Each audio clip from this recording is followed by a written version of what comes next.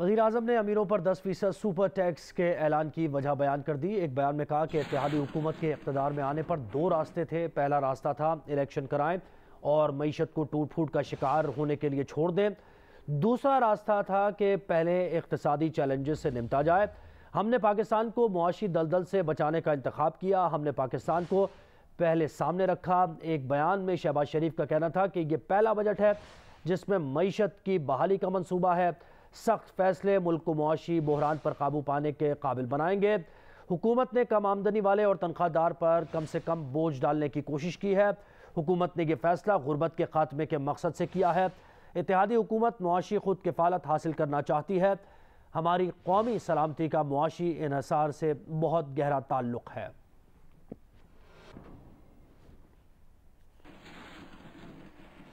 वज़ीर ख़जाना मिफ्ताह इस्माइल ने एक बयान में कहा कि छोटे दुकानदारों और ज्वेलर्स को टैक्स नेट में लाने के लिए उनकी एसोसिएशन से बात की है। उनकी मर्ज़ी से ऐसा किया गया है। मिफ्ताह इस्माइल ने कहा कि वो real estate brokers, builders, housing societies, developers, car dealers, restaurant, salon वगैरह को नेट में लाएंगे। ज़बरदस्ती कुछ नहीं हुआ, सब मुशावरत के साथ हुआ।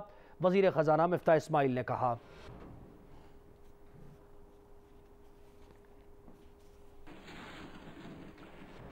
मुस्लिम लीग क़ाफ के सरबराह चौधरी शुजात ने कहा है कि उनके छोटे भाई वजाहत हुसैन ने हमारे घर में लोगों से चंद बातें की हैं और चौधरी वजाहत ने आसिफ जरदारी से मुताल्लिक़ इल्ज़ाम तराशी की है। चौधरी वजाहत ने बेटों पर इल्ज़ाम लगाया कि उन्होंने डॉलर मांगे। अगर चौधरी वजाहत ने ये बातें की हैं तो ये नहायत बेहुदा बातें हैं। एक बयान में चौधरी शुजात हुसैन का कहना था कि उनके कहने पर उनके बच्चे फ़िलहाल खामोश हैं। चौधरी शुजात ने कहा कि उनके कहने पर ही उनके बेटों ने शहबाज शरीफ को वोट दिया था। हमने किसी से कोई वजारत नहीं मांगी। आसिफ जरदारी ने खुद आकर हमें मुबारकबाद दी थी। वजाहत हुसैन ने कहा कि 30 जून तक नून लीग से इत्तेहाद ख़त्म न किया तो वो नई जमात बना लेंगे। पाकिस्तान में पहले भी सैकड़ों पार्टीज़ हैं, एक और बन जाएगी तो क्या फ़र्क पड़ जाएगा।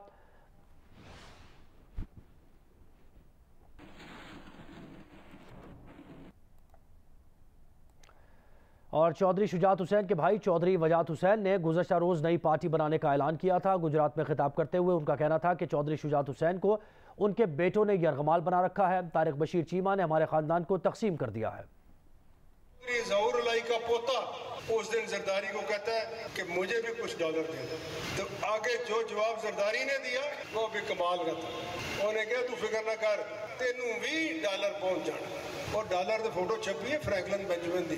ये फ्रैंकलिन बेंजामिन वड्डा या मैं वड्डा या और कोई वड्डा, ना बाप ना भैया ना सबसे बड़ा रुपया। तारिक बशीर चीमा तो उसका एक एहलकार है, वो तो आगे एक टूल के तौर पे है ना। ये साजिशी होते हैं, ये अपने आप को ज़ाया नहीं होने देते। बहरहाल एक को कोई लायामल इख्तियार करना पड़ेगा। तो ये सब नई जमात बना रहे हो इंशाअल्लाह। सिक्योरिटी फोर्सेस का शिमाली वज़ीरिस्तान में खुफिया इतला पर ऑपरेशन, 4 दहशतगर्द हलाक। ISPR का बताना है कि हलाक दहशतगर्दों के कब्जे से असलहा और गोला बारूद बरामद हुआ है। सिक्योरिटी फोर्सेस ने ऑपरेशन शिमाली वज़ीरिस्तान के इलाके डोसाली में किया है। ISPR का बताना है कि चारों दहशतगर्द फायरिंग के तबादले के दौरान मारे गए। हलाक दहशतगर्द सिक्योरिटी फोर्सेस के खिलाफ दहशतगर्द कार्रवाइयों में मुलव्वस थे।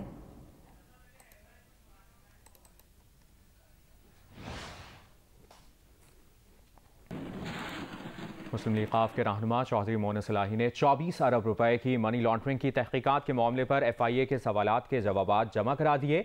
FIA हुक्काम का कहना है कि मोहन सलाही अपने जवाबात से मुतमईन नहीं कर सके, उन्हें दोबारा बुलाए जाने का इम्कान है। अदनान मलिक की रिपोर्ट देखिए। 24 अरब रुपए की मनी लॉन्ड्रिंग की तहकीकात मुस्लिम लीग काफ के रहनुमा मोहन सलाही ने FIA के 33 सवालात के जवाबात जमा करा दिए। मोहन सलाही ने मोहम्मद नवाज भट्टी चपरासी के मुतल्लिक लिखा कि वो ना तो नवाज भट्टी चपरासी को जानते हैं और ना ही उसके 32 बैंक अकाउंट से मुतल्लिक कुछ मालूम है। मोहन सलाही ने नवाज भट्टी के शेयर से मुतल्लिक भी नफ़ी में जवाब दिया। रहीम यार खान ग्रुप के हवाले से मोहन सलाही ने लिखा कि ये ग्रुप बनाने में उनका कोई किरदार नहीं, अलबत्ता खुसरो बुख्तियार के भाई उमर शहरयार से कारोबारी ताल्लुक है। मोहन सलाही ने जवाब दिया कि उनके भाई रासे खिलाई ने शेयर्स तोहफे में दिए थे, जिनसे एक्स कैपिटल लिमिटेड के जरिए 16.2% शेयर्स हासिल किए। 18.63% शेयर्स इन्वेस्टमेंट करके ME कैपिटल लिमिटेड के जरिए लिए। मोहन सलाही ने मजीद लिखा कि FBR में जमा कराई गई तफसीलात में सब कुछ पहले से डिक्लेयर्ड है। Adnan Malik, Geo News, Lahore. Election commissioner Sindh Ejaz Anwar Chauhan ने कहा है कि सूबे में बल्दियाती इंतखाबात के पहले मरहले की तैयारियां मुकम्मल हैं। पुलिस तमाम 14 अजला में तैनात होगी, जबकि रेंजर्स एहलकार भी पुलिस की मदद के लिए दस्तयाब होंगे, जबकि पाक फौज भी किसी नाखुशगवार सूरत हाल से निपटने के लिए मौजूद होगी। कराची में अपने दफ्तर में प्रेस कॉन्फ्रेंस करते हुए एजाज अनवर चौहान का कहना था कि 26 जून को सिंध के 14 अजला में बल्दियाती इंतखाबात के पहले मरहले के लिए इलेक्शन कमीशन की तैयारी मुकम्मल है। इन अजला में 9000 पोलिंग स्टेशन कायम किए गए हैं, जबकि 21000 से जायद उम्मीदवार इंतखाबात में हिस्सा ले रहे हैं। बल्दियाती इंतखाबात की सिक्योरिटी के लिए पुलिस तैनात की गई है, जबकि रेंजर्स भी उनकी मदद के लिए मौजूद होगी। उन्होंने मजीद कहा कि पाक फौज किसी भी गैर मामूली सूरत हाल से निपटने के लिए मौजूद होगी। सूबाई इलेक्शन कमिश्नर का कहना था कि इलेक्शन कमीशन के अमले या किसी भी उम्मीदवार और सियासी जमात की जानिब से पुरान माहौल को ख़राब करने की कोशिश की तो उनके खिलाफ सख्त कार्रवाई की जाएगी।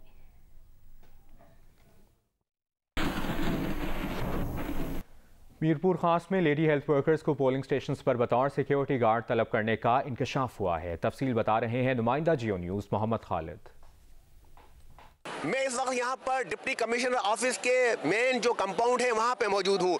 यहाँ पर पोलिंग अमले की बहुत बड़ी न सिर्फ तादाद मौजूद है बल्कि पुलिस की नफरी भी बहुत ज़्यादा मौजूद है। यहाँ से इंतखाबी सामान पोलिंग स्टेशन को तर्सील करने का काम जारी है। सुबह से ख्वातीन समेत बहुत बड़ी तादाद जो है इंतखाबी अमले की वो यहाँ मौजूद है, लेकिन उनका कोई पुरसाने हाल नहीं है। ख्वातीन के लिए वाशरूम की सहूलत मौजूद नहीं है। यहाँ पर पीने के पानी की जो वो शिकायत कर रही है वो मौजूद नहीं है। सर हम लोग यहाँ सुबह 9 बजे से खड़े हैं। एक तो प्रॉपर यहाँ कोई गाइडेंस नहीं है फीमेल के लिए स्पेशल, क्योंकि फीमेल के लिए इनको कम से कम बंदे ऐसे रखने चाहिए जो बैठने की तो जगह ढंग की हो ना। आप देखें इस वक्त हम धूप में खड़े हैं, पीने के पानी का कोई इंतजाम नहीं किया गया इन लोगों ने, और यहाँ तक कि चेयर्स भी पूरी नहीं है। कम से कम आपने जितने बंदे बुलाए आप फीमेल के हिसाब से तो चेयर पर बैठने का इंतजाम करते हैं ना। वॉशरूम की कोई सहूलत नहीं है। सबसे अहम मसला ये कि हम 22 तारीख को आए थे, हमें स्लिप के ऊपर साइन लिया गया था कि और हमारी प्रिजाइडिंग उसके ऊपर शो थी। हम जब से वो रब्ता कर रहे हैं उस प्रिजाइडिंग से हमारा रब्ता नहीं हो पाया। अभी इस वक्त 9 बजे से हम यहाँ मौजूद हैं। 10:30 बजे हमें मालूम ये इतला दी गई है कि लिस्ट रात को 8 बजे चेंज हो गई। सखर में रिटर्निंग अफसरान के दफातर में पोलिंग अमले को पोलिंग का सामान फराहम किया जा रहा है, मगर ट्रांसपोर्ट की सहूलत न होने की वजह से पोलिंग के सामान की तरसील में ताखीर हो रही है। मजीद बता रहे हैं नुमाइंदा जियो न्यूज़ यासिर फारूकी। जी बिल्कुल, कल सखर डिवीज़न के तीनों अजला सखर, खैरपुर और घोटकी में बल्दियाती इंतखाबात होने जा रहे हैं, जिसके लिए तकरीबन 2200 से ज़ायद पोलिंग स्टेशन कायम किए गए हैं। 3 डिस्ट्रिक्ट रिटर्निंग अफसरान हैं, 57 रिटर्निंग अफसरान हैं, जबकि 114 असिस्टेंट रिटर्निंग अफसरान हैं। आज जो है रिटर्निंग अफसरान की जानिब से पोलिंग अमले को जो है पोलिंग का सामान दिया जा रहा है। यहाँ पे सुबह से पोलिंग का अमला पहुँचा हुआ है, लेकिन यहाँ पे आम शिकायत ये दिखने में आ रही है कि उन्हें तमाम पोलिंग का सामान जिसमें बैलेट पेपर है, बैलेट बॉक्स है और दीगर जो सामान है वो दे दिया गया है, लेकिन यहाँ पे अब तक ट्रांसपोर्ट का बंदोबस्त नहीं किया जा सका है। ये सामान अब तक जो है पोलिंग स्टेशन पे मुंतकिल नहीं किया जा सका है, क्योंकि अब तक यहाँ पे जो ट्रांसपोर्ट दी जानी थी उसकी सहूलत फराहम नहीं की गई। जैकबाबाद में बल्दियाती इंतखाबात के लिए इंतजामात मुकम्मल कर लिए गए हैं। म्यूनसिपल कमेटी हॉल में पोलिंग सामान की तरसील जारी है। मजीद बता रहे हैं मुकेश रुपैता। जी एक सेकंड में जैकबाबाद के म्यूनसिपल कमेटी में मौजूद हूँ। लोकल बॉडीज़ के पहले मरले में होने वाले कल इंतखाबात के सिलसिले में तमाम तैयारियाँ मुकम्मल कर ली गई हैं और यहाँ पर DRO की अमले की जानिब से पोलिंग सामान जो है का सामान तरसील किया जा रहा है और मुख्तलिफ महकमों के जो मुलाजमीन हैं जिनकी कल ड्यूटी लगी है मुख्तलिफ पोलिंग स्टेशन पर, यहाँ पर वो अपना पोलिंग का सामान लेने आए हुए हैं। जो पोलिंग का जो सामान है वो पुलिस की सख्त सिक्योरिटी में पोलिंग स्टेशन की तरफ तरसील किए जा रहे हैं ताकि किसी भी नाखुशगवार वाक़े से निपटा जा सके। लेकिन यहाँ पर जिले इंतजामिया और DRO की जानिब से पोलिंग का अमला है, उनके लिए कोई भी सहूलियत मौजूद नहीं है, जिनकी वजह से उन्हें शदीद मुश्किलात का सामना करना पड़ रहा है।